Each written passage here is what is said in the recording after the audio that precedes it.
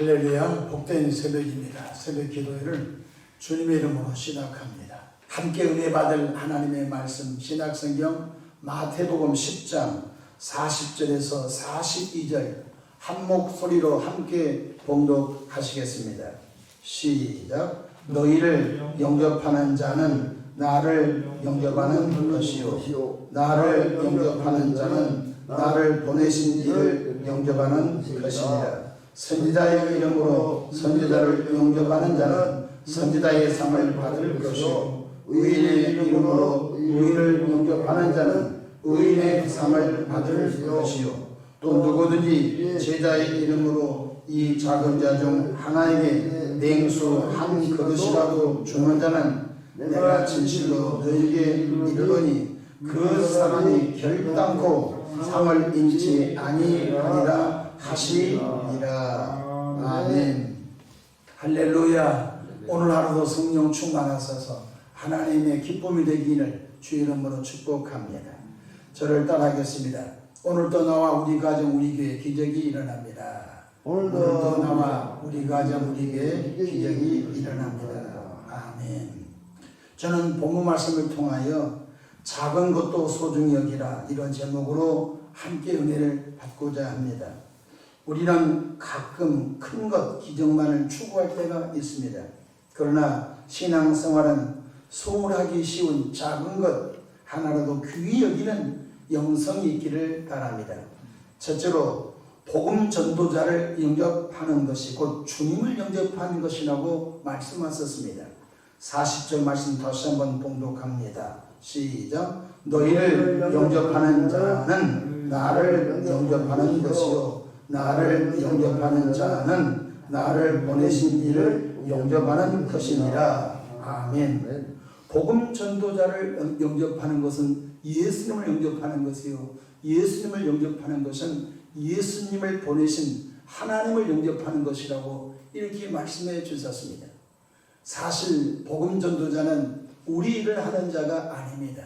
바로 예수님의 십자가 대속의 은총을 전하는 천국의 복음 대사들인 것입니다.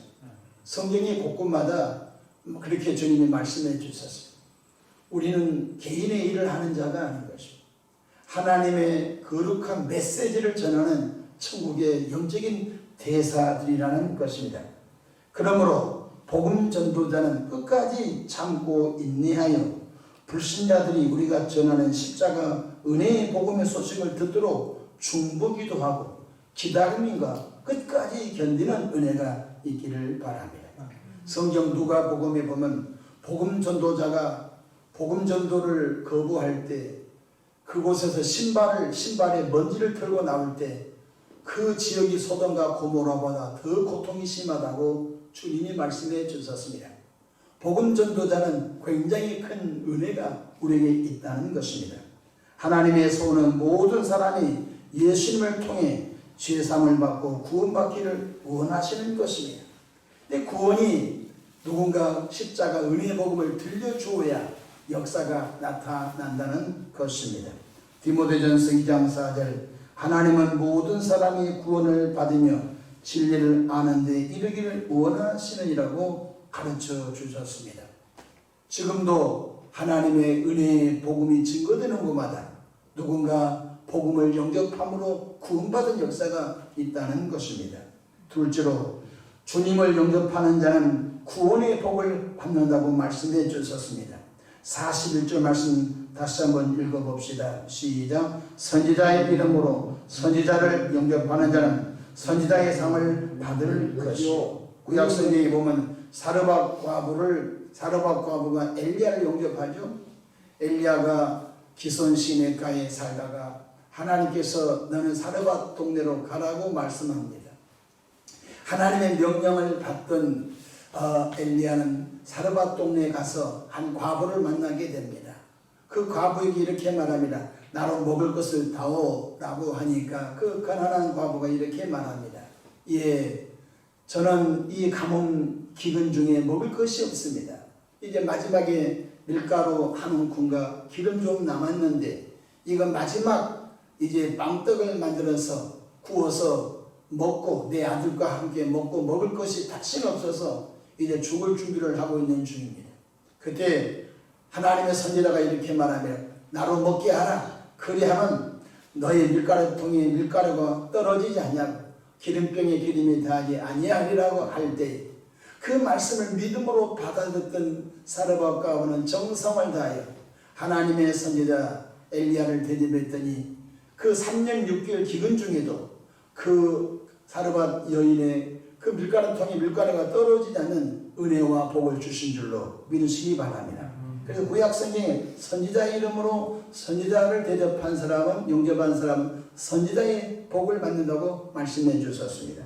또한 의인의 이름으로 의인을 영접한 자는 의인의 상을 받을 것이오 라고 말씀해 주셨습니다. 하물며 선지자 이름 의인의 이름으로 대접한 사람 영접한 사람들에게도 복이 있는데 하물며 인류 구원자 예수 그리스도의 이름을 영접한 자는 어찌 복이 없겠습니까?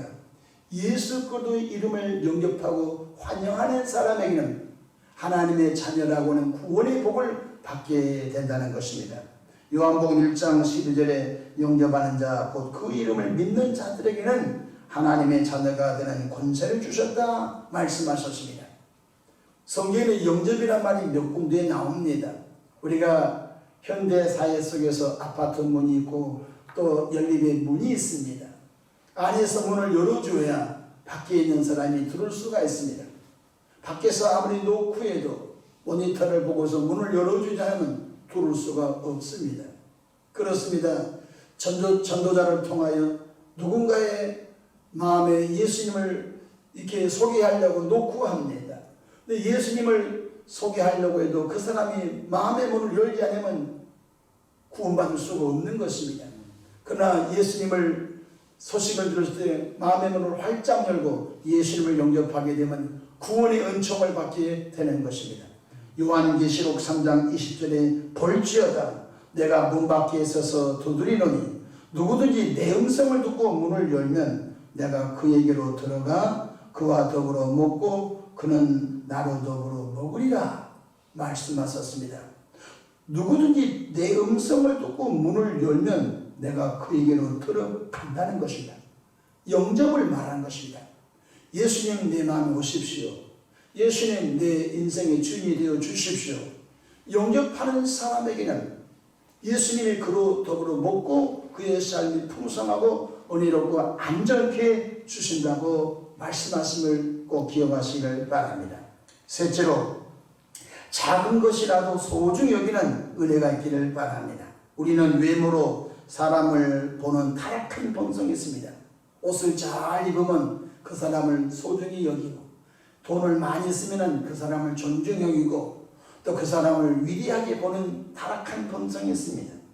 남루한 옷을 입게 될 때는 그 사람을 무시하게 됩니다.